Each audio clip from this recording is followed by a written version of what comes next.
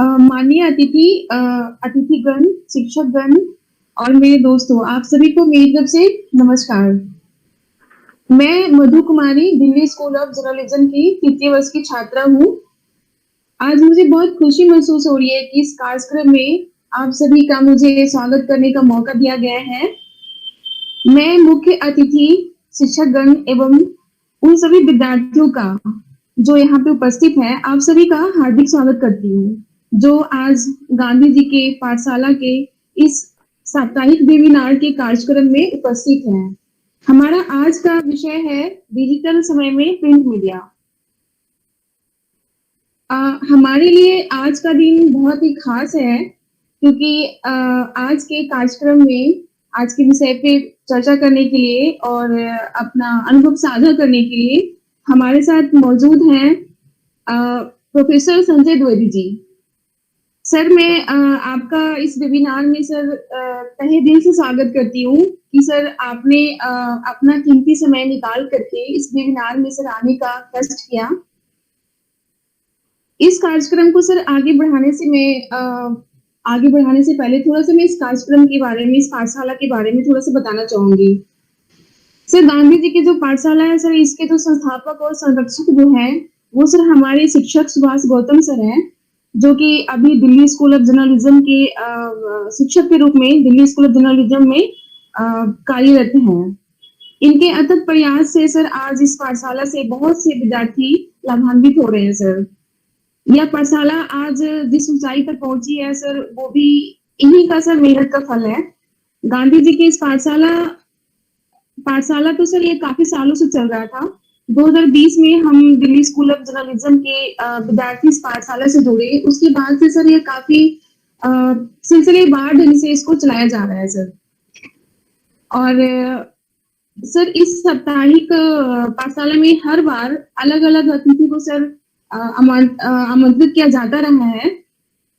Sir मैं चाहती हूँ कि इस कार्यक्रम को आगे बढ़ाने से पहले राहुल मंडल जी को, प्रोफेसर संजय द्विवेदी जी का परिचय देने के लिए राहुल मंडल जी को आमंत्रित करना चाहती हूँ, जो कि दिल्ली स्कूल ऑफ जर्नलिज्म के द्वितीय वर्ष के छात्र हैं।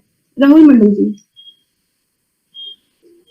जी, आप सभी का बहुत बहुत स्वागत है इस कार्यक्रम में। मैं राहुल मंडल आप सभी का स्वागत करता हूं इस खास कार्यक्रम गांधी जी के पाठशाला में।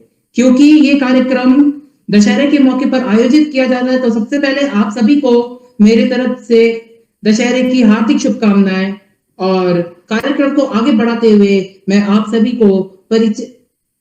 का परिचय कराना चाहूंगा हमारे आज के शिक्षक प्रोफेसर संजय द्विवेदी जी से, जो कि देश के प्रख्यात पत्रकार, संपादक, लेखक, एकेडमिक प्रबंधक और मीडिया प्राध्यापक है।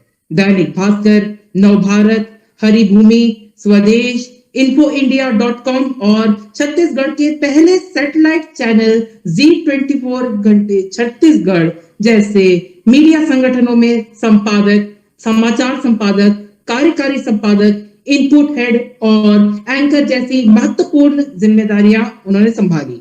रायपुर, बिलासपुर, मुंबई और भोपाल में सक्रिय पत्रकारिता के बाद आप एकेडमिक क्षेत्र से जुड़े। माखनलाल चतुर्वेदी राष्ट्रीय पत्रकारिता एवं संचार विश्वविद्यालय भोपाल में 10 वर्ष जनसंचार विभाग के अध्यक्ष रहने के अलावा विश्वविद्यालय के कुल सचिव और प्रभारी कुलपति रहे। मूल्य आधारित पत्रकारिता को समर्पित संगठन मूल्यानुगत मीडिया अभिक्रम समिति के अध्यक्ष है। मीडिया और राजनीतिक संदर्भों पर अब तक 25 पुस्तकों का लेखन एवं संपादन, राजनीतिक, सामाजिक और मीडिया मुद्दों पर नियमित लेखन से खास पहचान, अनेक संगठनों द्वारा मीडिया क्षेत्र योगदान सम्मानित। संप्रति भारतीय जनसंचार संस्थान IMC नई दिल्ली की वे महानिदेशक है। अब मैं सर से आग्रह करता हूं कि आज का जो हमारा विषय है इस पर अपने विचार व अपने अनुभव हमारे साथ साझा करें। आप सबको नमस्कार। और आपकी जो पूरी टीम है, उसमें आतिश आलोक, ऋषभ अवस्थी, राजनंदिनी, अनिकेत कुमार और अभी जो मेरा परिचय दे रहे थे राहुल मंडल जी, मधु कुमारी जी और आप सबके गार्जियन और शिक्षक, मेरे मित्र छोटे भाई डॉक्टर सुभाष गौतम जी, मेरे प्रिय और पूर्व विद्यार्थी श्री अमन आकाश जी, आप सबका मैं इस डिजिटल प्लेटफॉर्म पे स्वागत करता हूं। आपको धन्यवाद देता हूं कि आपने गांधी जी के नाम से जुड़ी हुई पाठशाला में मुझे बुलाया, अपनी बात रखने के लिए अवसर दिया है। उसके लिए मैं डॉक्टर सुभाष जी का खास तौर पे आभारी हूं, क्योंकि उन्होंने इतने महत्वपूर्ण मंच पर मुझे बातचीत करने का मौका दिया। हमारी जो बातचीत होनी है वो डिजिटल समय में प्रिंट मीडिया के बारे में है। आज ये बात हो रही है कि डिजिटल मीडिया ने जितने भी मीडिया के परंपरागत माध्यम हैं उनके सामने काफी बड़ी चुनौती पेश की है। इसका हाल क्या होगा, चीजें कहाँ जाएंगी, इस पर बातचीत बहुत जरूरी है, करनी भी चाहिए, क्योंकि हम मीडिया के विद्यार्थी हैं। हमें जानना चाहिए कि आने वाली दुनिया कैसी बनेगी, उस दुनिया में हमारी जगह क्या होगी, हम क्या काम कर रहे होंगे, हम कैसे इस दुनिया में अपनी जगह बचा और बना पाएंगे। ये बहुत बड़ी अपने आप में बात है और इस नाते ये बहुत महत्वपूर्ण विषय डॉक्टर गौतम ने मुझे दिया है और मुझे लगता है कि मैं इस विषय पर आपसे कुछ बातचीत कर पाऊंगा। आज जब हम डिजिटल समय में प्रिंट मीडिया के विषय में बातचीत कर रहे हैं तो मुझे 80 के दशक में रिलीज हुई एक अमेरिकी फिल्म घोस्ट बास्टर्ड का एक संवाद याद आ रहा है। इस फिल्म में सेक्रेटरी वैज्ञानिक से पूछती है कि वे क्या पढ़ना पसंद करते हैं, तो वैज्ञानिक कहता है प्रिंट इज डेड, यानी प्रिंट की मौत हो चुकी है। ये पात्र जब उस समय बात कह रहा था 80 के दशक में उस फिल्म में, तो शायद उसके संवाद पर लोग हंसे हों और वो हास्य का विषय ही था। परंतु वर्तमान परिदृश्य में प्रिंट मीडिया के भविष्य पर जैसे सवाल खड़े किए जा रहे हैं, उसे देखकर ये लगता है कि वो जो सवाल उस समय उस फिल्म में पूछा गया था और उसके जवाब में वैज्ञानिक ने कहा कि प्रिंट इज डेड, वो कहीं ना कहीं एक सच्चाई के रूप में हमारे सामने आ रहा है। दुनिया के तमाम प्रगतिशील देशों से हमको सूचनाएं मिल रही हैं कि प्रिंट मीडिया पर संकट के बादल हैं। ये भी कहा जा रहा है कि बहुत जल्दी अखबार खत्म हो जाएंगे। सन 2008 में 2008 में अमेरिका में एक लेखक है गोमेज, जे गोमेज, जिनको जेफ गोमेज भी लिखते हैं। जेफ गोमेज की किताब आई, जे गोमेज की किताब आई। किताब का शीर्षक ही है प्रिंट इज डेड। 2008 में जब जे गोमेज ने किताब लिखी प्रिंट इज डेड, तो उसने इस किताब में इस अवधारणा पर बल दिया कि अखबार बहुत जल्दी खत्म हो जाएंगे और प्रिंट मीडिया के खत्म होने की अवधारणा का विकास इस पुस्तक के माध्यम से प्रारंभ होता है। इस किताब का रिव्यू करते हुए लाइब्रेरी रिव्यू नामक एक बहुत बड़ी जर्नल है जिसमें दुनिया भर में छपने वाली किताबों का रिव्यू होता है, उसमें एंटोनी चिथम ने लिखा इस किताब के बारे में। यह किताब उन सब लोगों के लिए वेकअप कॉल की तरह है जो प्रिंट मीडिया में तो हैं, किंतु उन्हें ये नहीं पता कि डिजिटल के द्वारा किस तरह की दुनिया बन रही है। एक अन्य लेखक है रोज डॉसन, उन्होंने समाचार पत्रों के विलुप्त होने का एक चार्ट बना दिया समय के अनुसार। इस चार्ट में जो मुख्य रूप से बात कही गई उसके अनुसार 2017 में संयुक्त राज्य अमेरिका से लेकर 2040 तक विश्व के अखबारों के प्रिंट संस्करणों के खत्म होने की बात कही गई है।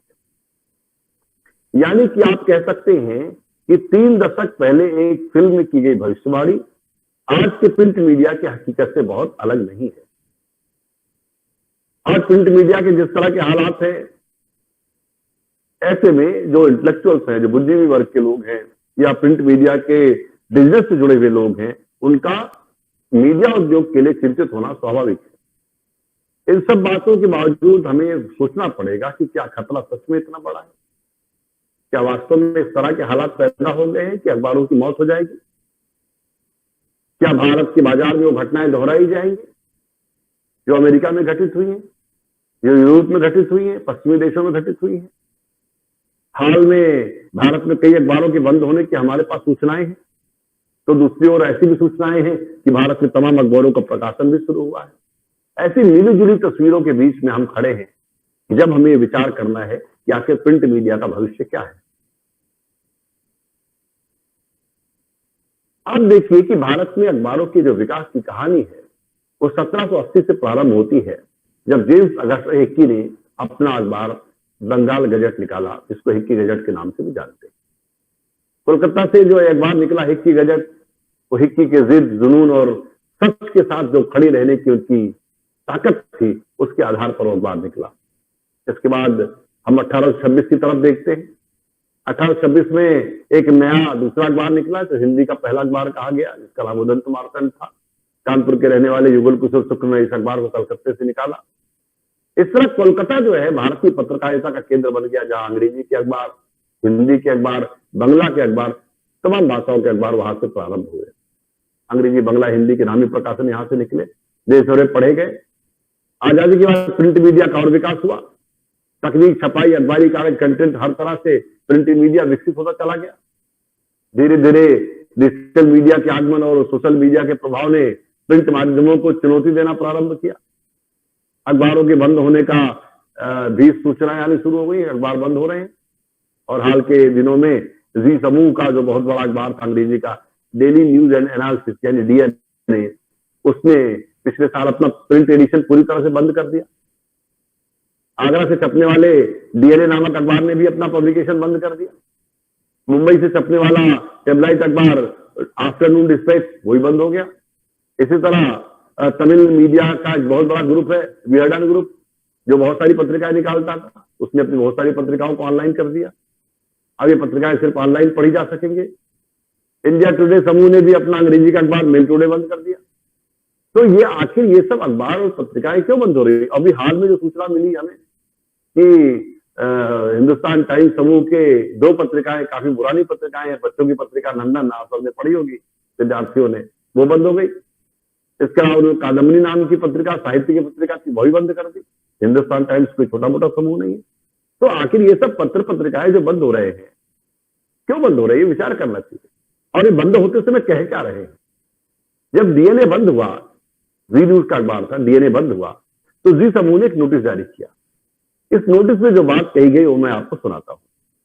उससे पता चलता है कि डिजिटल मीडिया का किस प्रकार का चैलेंज आज प्रिंट मीडिया के सामने है। इस नोटिस में जी समूह ने कहा वे नए और चैलेंजिंग फेज में प्रवेश कर रहे हैं। डीएनए अब डिजिटल हो रहा है। पिछले कुछ महीनों के दौरान डिजिटल स्पेस में डीएनए काफी आगे बढ़ गया है। वर्तमान ट्रेंड को देखें तो पता चलता है कि हमारे रीडर्स, खासकर युवा वर्ग, हमें प्रिंट की बजाय डिजिटल पर पढ़ना पसंद करते हैं। अब न्यूज पोर्टल के अलावा डीएनए मोबाइल लैब पर भी लॉन्च किया जाएगा, जिसमें वीडियो बेस्ड ओरिजिनल कंटेंट पर ज्यादा फोकस रहेगा। ये अपने आप में कहानी है डिजिटल की, ये हमें देखना पड़ेगा।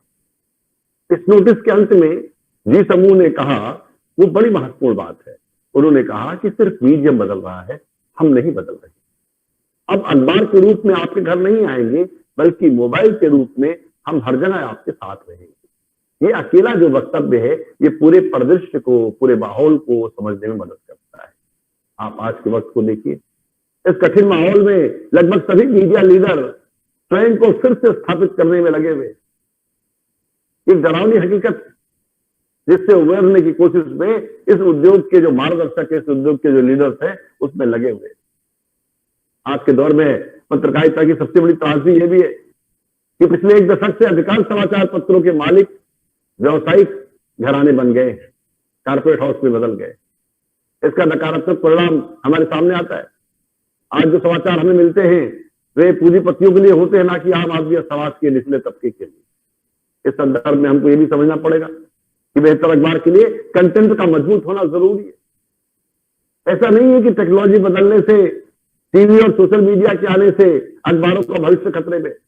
ऐसा होता तो जापान में अखबार नहीं छपते, क्योंकि वहां तकनीक में हमसे जापान बहुत आगे, मोबाइल भी वहां पर बहुत ज्यादा है। अखबारों को उस कंटेंट पर काम करना चाहिए जो वेबसाइट या टीवी चैनल पर मौजूद नहीं है। मेरा मानना है प्रिंट मीडिया का भविष्य हमेशा था और रहेगा। आप देखिए, वर्ष 2009 में यूथ सर्वे की रिपोर्ट के मुताबिक न्यूज युवाओं की नौवीं पसंद है। न्यूज नौजवानों की, युवाओं की नौवीं पसंद है।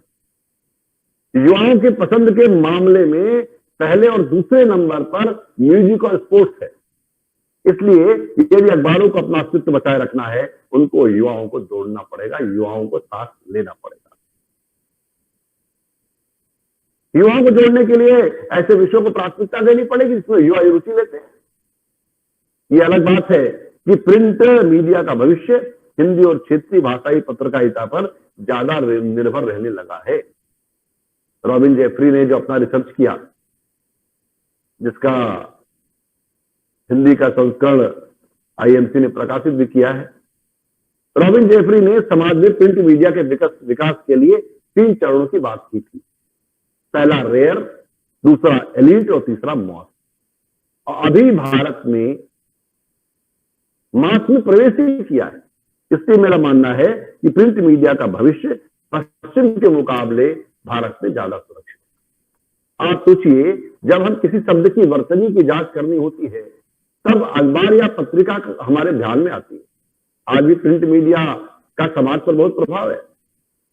आप भले देर रात तक टीवी चैनल देख लें, मोबाइल पर लगे रहें, लेकिन सुबह उठ करके एक बार होता है कि हम अखबार देख लें, भले वो ई पेपर के फॉर्मेट पे ही क्यों ना देखते हो, और अखबार देखना एक बार आवश्यक लगता है। सोशल मीडिया भले ही 1 मिनट में किसी समाचार को गति दे देता है, लेकिन प्रिंट मीडिया पर जो भरोसा है कि उससे एक पक्की खबर मिलेगी, उससे एक वस्तुपरक समाचार मिलेगा जिसमें तथ्य और सत्य के साथ बात कही गई होगी। इस बारे में द गार्जियन की संपादक कैथरीन विनर ने कहा है कि एक अखबार पूर्ण है और यह अंतिम रूप से तैयार है। इसके उलट डिजिटल मीडिया में समाचारों को लगातार अपडेट किया जाता है, सुधारा जाता है और बदला भी जाता है। उनके वाक्य पर आप ध्यान दें। द गार्जियन के एडिटर कैथरीन विनर क्या कह रही? वह कह रही कि एक अखबार संपूर्ण है, यह अंतिम रूप से तैयार किया जाता है।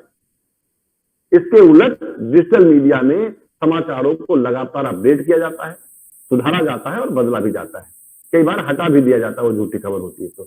यानी ये जो पूर्णता है, कंप्लीटनेस है, ये जो संपूर्णता है, ये अखबार की ताकत है। एक बार कुछ छप जाने के बाद इसे टेलीविजन या डिजिटल प्लेटफॉर्म की तरह बदल नहीं सकते। छप गया तो छप गया, लेकिन इस बात को आप नकार भी नहीं सकते कि डिजिटल मीडिया के बढ़ते प्रभाव ने बहुत बड़ी चुनौती अखबारों के सामने खड़ी की है, इसमें कोई दो राय नहीं।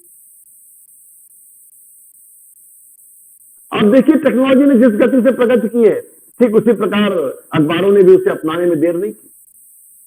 लेकिन इस सदी में कोई व्यक्ति या संस्था बिना डिजिटल तकनीक के अपने होने की कल्पना भी नहीं कर सकती। ये बात अखबारों पे भी लागू होती है। कई अखबारों ने अपनी वेबसाइट बना ली, अखबारों पे ई पेपर फॉर्मेट पर लाके खड़ा किया। आज पारंपरिक मीडिया स्वयं को डिजिटल मीडिया में परिवर्तित कर रहा है।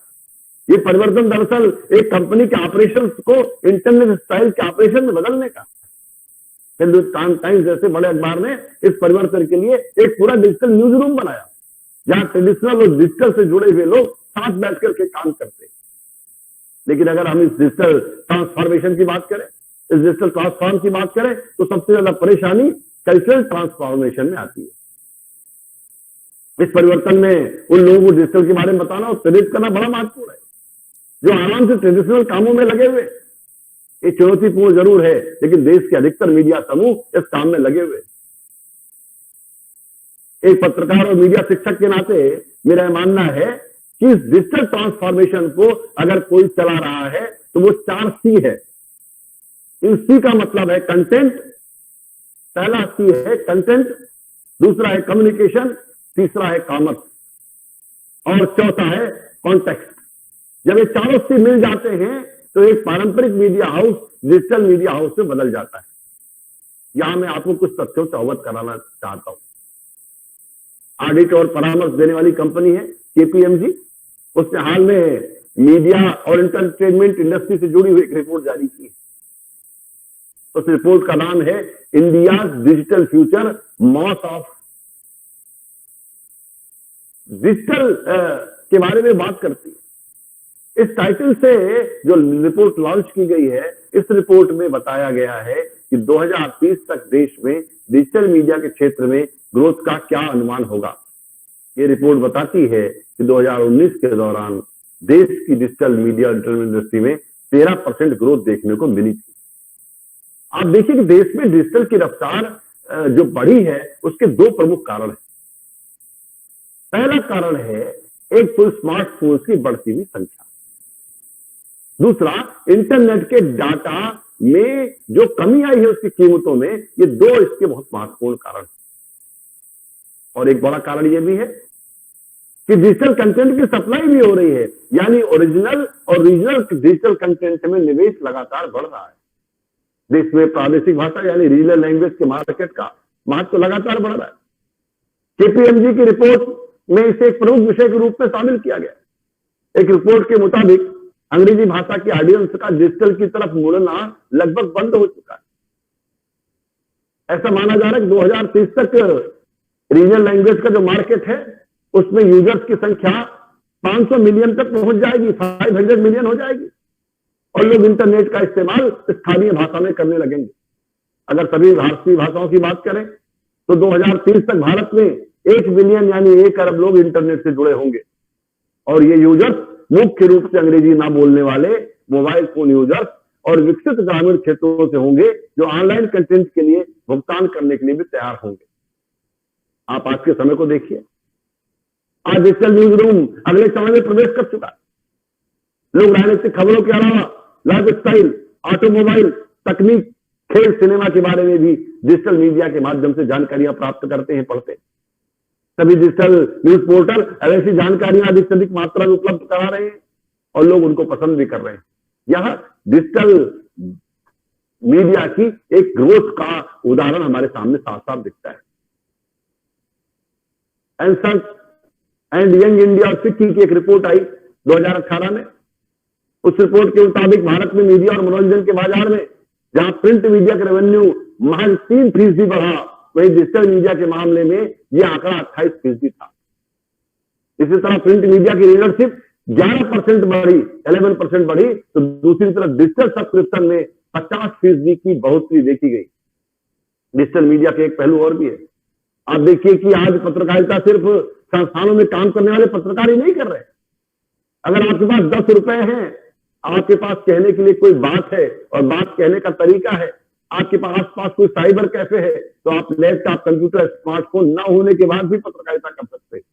अगर आपकी बात में दम है, कहने का तरीका दिलचस्प है, तो याद रखिए आपकी बात लाखों लोगों तक पहुंच सकती है। Columbia great school of journalism की प्रोफेसर हैं प्रोफेसर एन कपूर। उन्होंने 2008 में अपना एक लेख लिखा। उस लेख में उन्होंने कहा कि पत्रकारिता का दायरा अब पत्रकारों से कहीं बड़ा हो चुका है। इंटरनेट और सोशल मीडिया पर हो रहे संवाद को उन्होंने पत्रकारिता का हिस्सा मानते हुए कहा था, सवाल ये नहीं एक पत्रकार कौन है, सवाल ये है कि पत्रकारिता कौन कर रहा है। उनका यह मानना था जिसके पास भी इंटरनेट कनेक्शन है वो पत्रकारिता कर सकता है। वही डिजिटल मीडिया की भूमिका पर मशहूर पुस्तक वी आर ऑल जर्नलिस्ट, किताब का नाम है वी आर ऑल जर्नलिस्ट। उसके जो लेखक हैं स्कॉट गॉन्ट, उन्होंने कहा था प्रेस की स्वतंत्रता के प्रावधान अब सिर्फ उन लोगों पर लागू नहीं होते जिनके पास प्रिंटिंग प्रेस है, बल्कि उन पर भी लागू होने चाहिए जिनके पास मोबाइल फोन है, वीडियो कैमरा है, ब्लॉगिंग का सॉफ्टवेयर है, या कोई भी ऐसी तकनीक है जिसके माध्यम से अपनी बात और सूचनाएं लोगों तक पहुंचा सकते हैं। स्कॉट गॉन्ट ने सूचना प्रसारण के क्षेत्र में नई तकनीक के कारण आए बदलाव को एक वकील के नजरिए से देखा, उन्होंने एक अलग तरीके से उसको देखा। वे अपनी किताब में लिखते हैं सिटीजन जर्नलिस्ट और ब्लॉगर एक कमी की भरपाई कर रहे हैं, क्योंकि समाचार का बिजनेस ज्यादातर बड़ी कंपनियों के नियंत्रण में चला गया और उनके लिए एक ही जरूरत है, पैसा कमाना। इसलिए जो ब्लॉगर हैं, जो कंटेंट निर्माता लोग हैं, वो डिजिटल पर जो काम कर रहे हैं, वो लोग बड़ी कमी की पूर्ति कर रहे हैं। इस संदर्भ में आज मुझे भारत की पूर्व प्रधानमंत्री स्वर्गीय श्रीमती इंदिरा गांधी का एक कथन याद आ रहा है।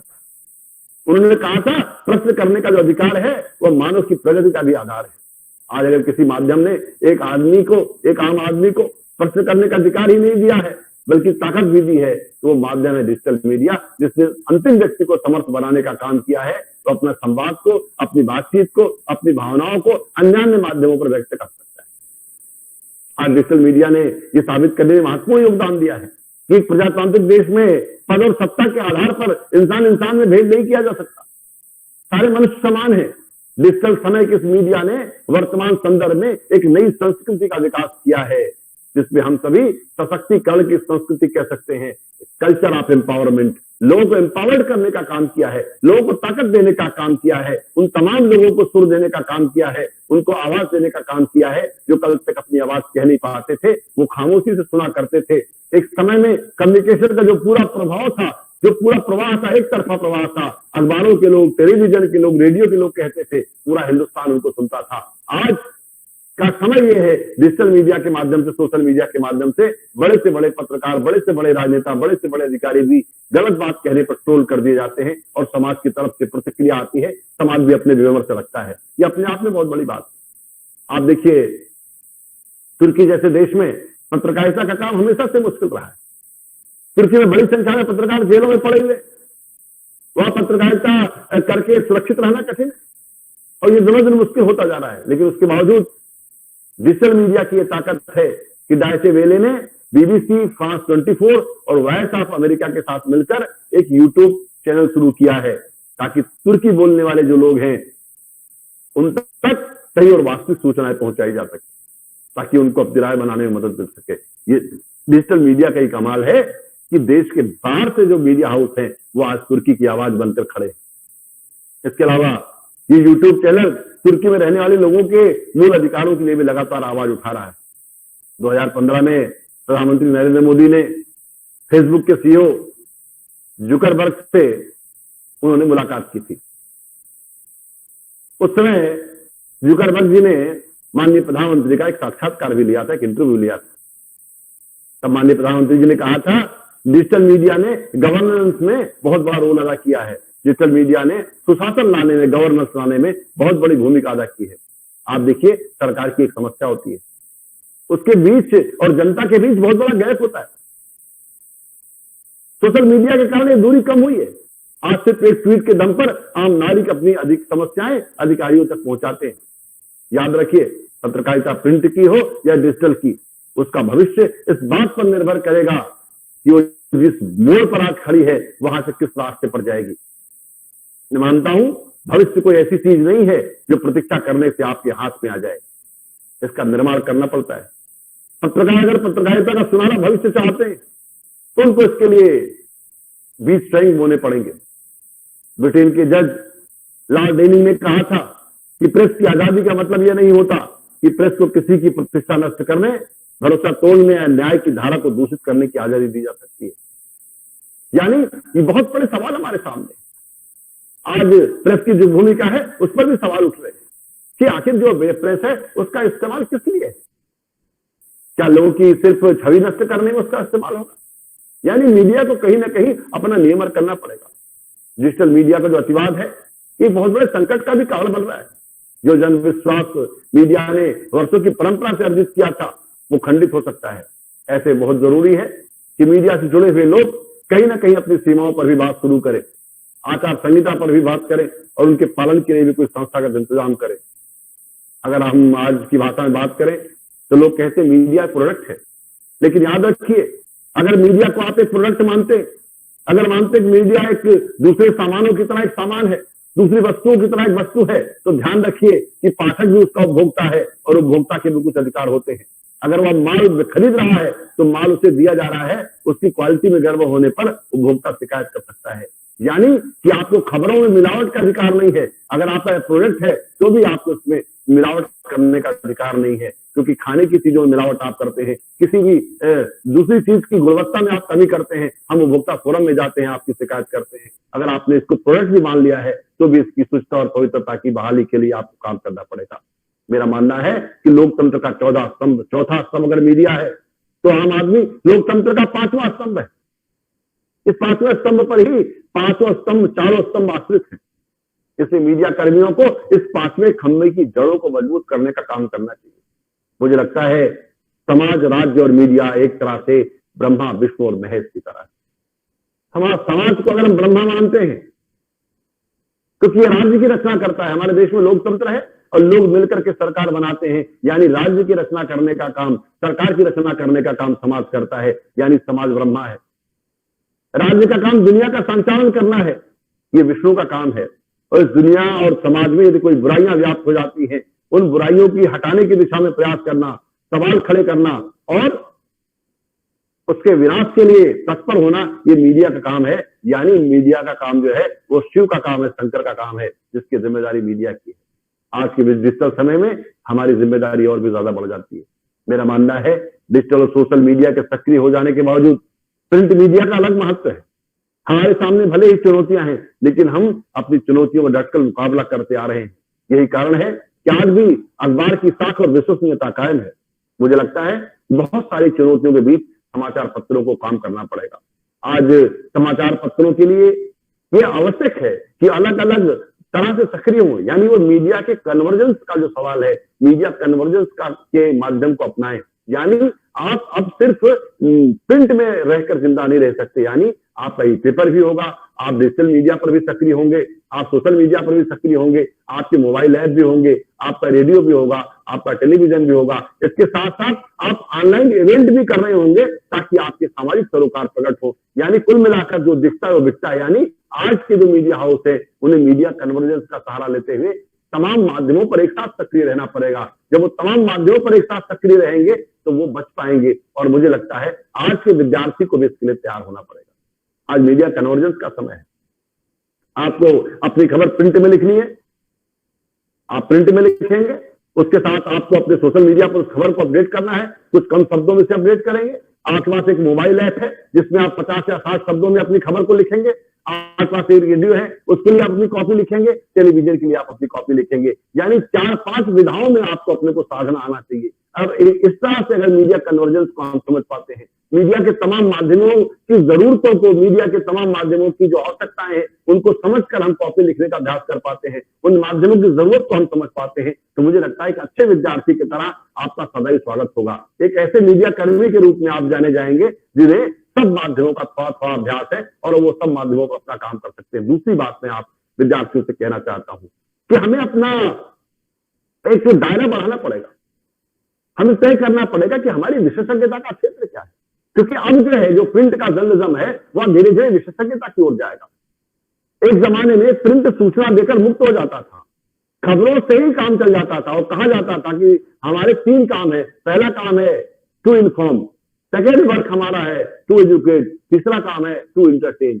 आज जो इंफॉर्मेशन देने का काम है, जो सूचना देने का काम है, वो हमारे हाथ से निकल चुका है। हम सूचना देने वाले प्रथम व्यक्ति नहीं है, क्योंकि जब तक हमारा समाचार पत्र सुबह 5-6 बजे हमारे घर में आएगा सवेरे, तब तक सोशल मीडिया के माध्यम से, बाकी माध्यमों से हमारे पास खबरें कई बार आ चुकी होंगी। सोशल मीडिया के माध्यम से, व्हाट्सएप के माध्यम से, फेसबुक के माध्यम से, वेब मीडिया के माध्यम से, टेलीविजन मीडिया के माध्यम से खबरें हमारे पास आ चुकी होंगी। यानी अब अखबार खबर देकर के जिंदा नहीं रह सकता। उसका जो मुख्य उत्पाद खबर हुआ करता था वो उसके हाथ से निकल चुका है। अब अखबार को क्या करना? अब अखबार को जाना पड़ेगा खबर की व्याख्या पर, उसके इंटरप्रिटेशन पर जाना पड़ेगा, उसको खबर को समझाना पड़ेगा। अब अखबार की चुनौती है खबर को इंटरप्रिटेट करना। अब सिर्फ खबर से काम नहीं चलेगा, खबर को इंटरप्रिटेट करना पड़ेगा। इसके अलावा खबर का एनालिसिस करना पड़ेगा, खबर का विश्लेषण करना पड़ेगा, उसके होने के प्रभाव की व्याख्या करनी पड़ेगी। यानी अब जो है आपको सिर्फ खबर देके काम नहीं चलेगा। आप खबर देंगे, खबर को इंटरप्रिटेट करेंगे, खबर का एनालिसिस करेंगे, खबर की व्याख्या करेंगे, खबर का एनालिसिस करने के साथ साथ खबर में वैल्यू एडिशन करेंगे, कुछ अन्य तथ्य भी लेकर के आएंगे जो उस खबर से मिलते जुलते तथ्य होंगे, उन तथ्यों को परोसने का आप काम करेंगे। यानी जो घटना है वो अपने आप में दर्शक से सूचना ले जाएगी और सूचना के आसपास का जो वृत्त है उसको समेट कर आपको प्रस्तुत करना पड़ता है। इसको कहते हैं खबर को कलर करना, खबर का वैल्यू एडिशन करना, खबर में नए तथ्यों को जोड़ना और खबर संपूर्णता में प्रकट होकर हमारे सामने आती है। अगर ऐसा अखबार करेंगे तो अखबार बचेंगे, वरना अखबार नहीं बचेंगे, क्योंकि सूचना देकर अब कोई अखबार जिंदा नहीं रह सकता। ये सूचना का जो बिजनेस है वो दूसरे लोगों ने ले लिया है। एक आम आदमी भी सूचनाओं का संवाहक है, पर आम आदमी खबर को इंटरप्रेट नहीं कर सकता, आम आदमी खबर का एनालिसिस नहीं कर सकता, आम आदमी खबर को समझा नहीं सकता, आम आदमी खबर के होने की व्याख्या नहीं कर सकता, खबर के इम्पैक्ट और इफेक्ट को आम आदमी नहीं बता सकता। वो काम अब हमें प्रिंट मीडिया के माध्यम से करना पड़ेगा। इसलिए मुझे मेरा कहना है कि हमें ज्यादा अलर्ट होने की जरूरत है, ज्यादा तैयारी के साथ मैदान में कूदने की जरूरत है। हमें तय करना पड़ेगा हम किस विषय के पत्रकार हैं। नीम हकीमों का समय चला गया जो सब प्रकार की खबरें लिख दिया करते थे। अब विशेषज्ञता को आपको तय करना पड़ेगा। मैं इकोनॉमी पर आने वाले 10 सालों में काम करूंगा, इकोनॉमी का एक जाना माना पत्रकार बनूंगा। आने वाले 10 सालों में मैं पर्यावरण के बारे में बात करूंगा और पर्यावरण के विषयों पर ही लिखूंगा और धीरे धीरे मैं पर्यावरण में विशेषज्ञता अर्जित करूंगा। मैं रूरल इकोनॉमी पर काम करूंगा, मैं पॉलिटिकल इकोनॉमी पर काम करूंगा, मैं क्राइम पर काम करूंगा। एक विशेषज्ञता का क्षेत्र आपको चुनना पड़ेगा और उस विशेषज्ञता के क्षेत्र को आगे बढ़ाते हुए आपको जाना पड़ेगा। अब आर्थिक पत्रकार कुछ नहीं होता, आप कम्युनिटी में काम करेंगे कि शेयर बाजार में काम करेंगे, कम्युनिटी का कौन सा पक्ष देखेंगे, दलहन देखेंगे, तिलहन देखेंगे, कोल इंडिया देखेंगे, क्या देखेंगे, या कोयले पर बात करेंगे। आज इस तरह से विशेषज्ञ पत्रकारों की मांग हो रही है क्योंकि आप देखिए न्यूज स्टैंड से पत्रिकाएं खत्म हो रही हैं। अब वही पत्रिकाएं बच रही हैं जो खास ट्रेड पर केंद्रित है, खास विषय पर केंद्रित, यानी ऑटो पर आप अच्छा लिखना चाहते हैं तो आपके लिए स्पेस है, मोबाइल पर आप अच्छा लिखना जानते हैं आपके लिए स्पेस है, आप फैशन इंडस्ट्री पर अच्छा लिखना चाहते हैं आपको स्पेस है, आप धर्म ज्योतिष किसी विषय पर आप विशेषज्ञता के साथ लिख सकते हैं तो आपके लिए स्पेस है। यानी हमें अपना कोई ना कोई क्षेत्र तय करना पड़ेगा, कोई ना कोई विषय तय करने पड़ेगा और उस विषय पर आने वाले 10 सालों में जब हम काम करेंगे अपने आप हमारी एक पहचान बनेगी और विषय विशेषज्ञ के नाते हमें आमंत्रित किया जाएगा। हम विविध चर्चाओं में, चैनलों में और बाकी स्थानों पर अपनी बात कह सकेंगे या वही विषय के नाते अपनी खबरों को ज्यादा गंभीरता के साथ प्रस्तुत कर सकेंगे। आज के इस कार्यक्रम में गांधी जी की पाठशाला में आपने मुझे आमंत्रित किया, डिजिटल समय में प्रिंट मीडिया पर बातचीत करने का मौका दिया। मैं आप सभी मित्रों का, सभी प्यारे विद्यार्थियों का, आदरणीय डॉक्टर सुभाष गौतम जी का बहुत बहुत आभार प्रकट करता हूं कि आपने मुझे इतने ध्यान से सुना। धन्यवाद। मधु, आतिश, आप लोगों में से किसी के सवाल हो तो अपने माइक म्यूट करके पूछ लें, उसके बाद धन्यवाद ज्ञापन होगा। संजय सर, आपने बहुत जो है कि उपयोगी भाषण दिया बच्चों के लिए। एक तो एक्सपर्टाइज वाली जो बात कही आपने कि एक्सपर्टाइज का भविष्य है, वो बहुत महत्वपूर्ण रहा। तो आप लोग अपने अपने माइक एक एक करके जिनको भी सवाल पूछना है वो पूछें।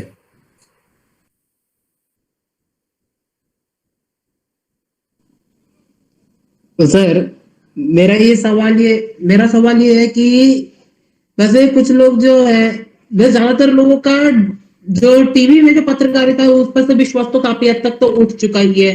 वहां पे जिस तरह बवाल चल रहे हैं, प्रिंट पर अभी भी कुछ लोगों का विश्वास है क्योंकि लगता है कि प्रिंट में अभी भी कुछ विश्वसनीय खबरें छपती है।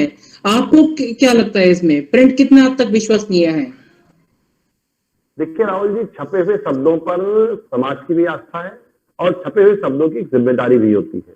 इसलिए जो प्रिंट मीडिया है उसको ज्यादा जिम्मेदारी के साथ काम करना पड़ता है। उसके 2-3 कारण हैं।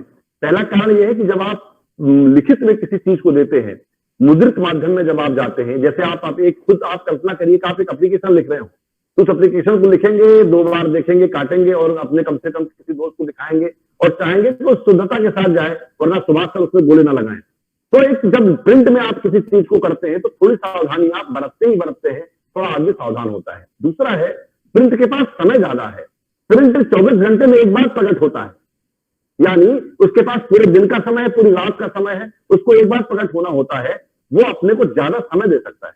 बाकी माध्यमों की सीमा यह है कि वो जल्दी में होते हैं, हड़बड़ी में होते हैं, तत्काल वो उनको प्रकट होना होता है उसका उनको। इसीलिए आप देखेंगे डिजिटल मीडिया पर जो खबर आती है वो खबर लगातार अपडेट होती है, लगातार संशोधित होती है, लगातार बदलती है और अंत में वो शायद वो खबर बनते बनते 4 या 5 बार बदल दी जाए।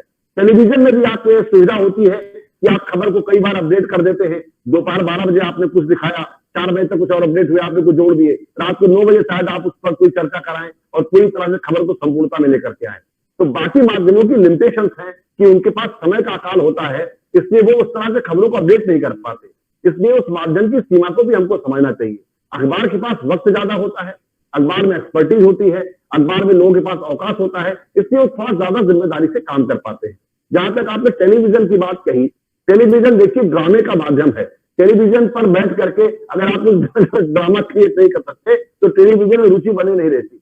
ये जो टीआरपी की स्पर्धा है जिसके नाते ये चीजें होती रहती हैं, तो टेलीविजन पर मजबूरी है ड्रामा क्रिएट करना। आप अच्छे से अच्छे अंग्रेजी का चैनल भी देखिए, शाम को किस तरह की डिबेट वो कराते हैं। तो यानी कि टेलीविजन पे ये एक तरह की मजबूरी भी है ड्रामा क्रिएट करना। आप ये देखिए, एक जमाने में टेलीविजन जब नया नया आया तो काल कपाल महाकाल, भूत और पता नहीं क्या क्या, नाग नागिन की शादी, इस तरह की स्टोरीज भी चला करती थी। बाबा रामदेव, राखी सावंत और राजू श्रीवास्तव इंटरव्यू चला करते थे। आज वो चीजें डिबेट तक पहुंची हैं। मुझे लगता है धीरे धीरे और सीरियसनेस आएगी और टेलीविजन ज्यादा जिम्मेदारी से काम करेगा। अभी टेलीविजन आया ही कब, जुम्मा अभी 90 में तो टीवी चैनल प्राइवेट हमारे यहाँ आए हैं।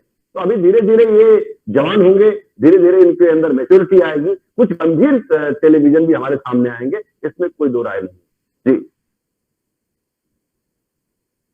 सर, मैं नारायण कुमार है। मेरा सवाल है कि सर जो प्रिंट जर्नलिज्म है सर, अखबार, मैगजीन, इनके एडिटोरियल भाग को सर एडवर्टीजमेंट कितना इन्फ्लुएंस करती है सर?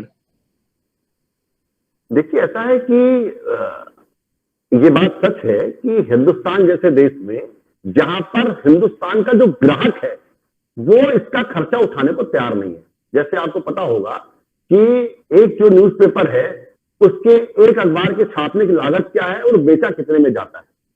हम अपने पड़ोसी देशों में जाएंगे तो अखबारों की कीमत 10 से 12 रुपए है, हमारे यहाँ 3 या 4 रुपए में अखबार उपलब्ध हो जाता है। तो जो उसकी लागत है वो जो लोग उठाएंगे वो उसको प्रभावित नहीं करेंगे, ये मानना ठीक नहीं है। अगर आपको अच्छा पढ़ना है तो आपको उसकी लागत तय करनी पड़ेगी।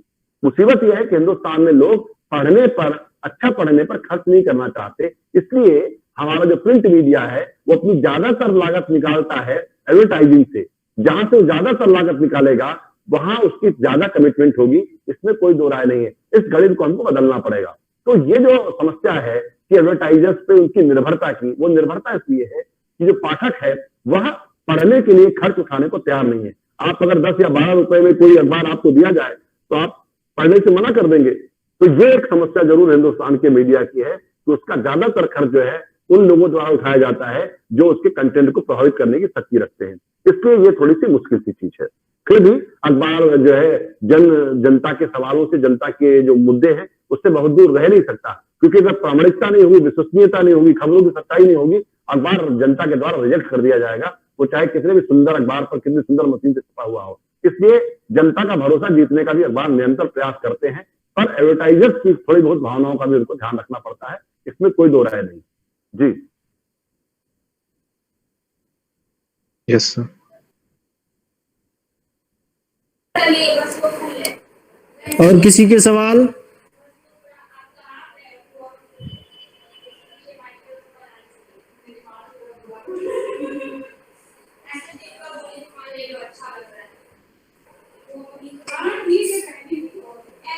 और किसी के कोई सवाल हो तो पूछ ले, नहीं तो मधु धन्यवाद ज्ञापन का।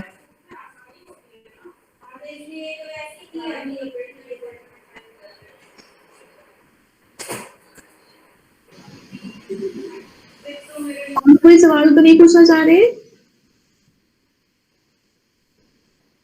ठीक है राहुल जी, आप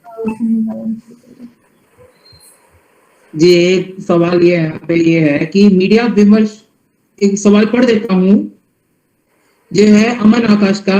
वो पूछ रहे हैं कि मीडिया विमर्श को हम डिजिटल माध्यम में कब प्राप्त करेंगे? चलिए प्रयास करेंगे कि मीडिया विमर्श डिजिटल पे हो जाए। चलिए, थैंक यू।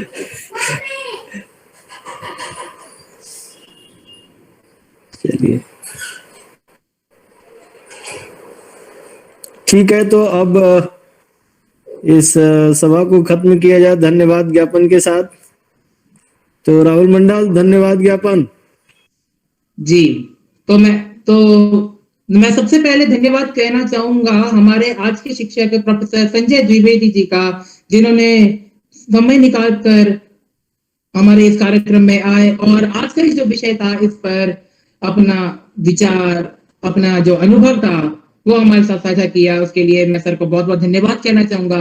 साथ ही इस कार्यक्रम के आयोजन के लिए सुभाष बंसल सर और हमारे और भी जो अन्य साथी है उन सबका भी धन्यवाद कहना चाहूंगा इस आयोजन को सफल बनाने के लिए। और धन्यवाद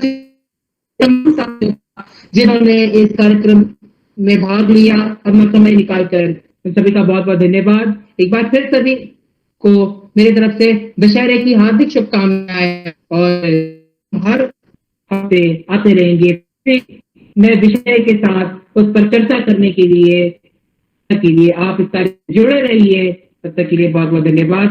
नमस्कार। ठीक है संजय सर, प्रणाम। Thank you sir, thank you, नमस्कार, धन्यवाद, आप सभी को धन्यवाद। बहुत अच्छा।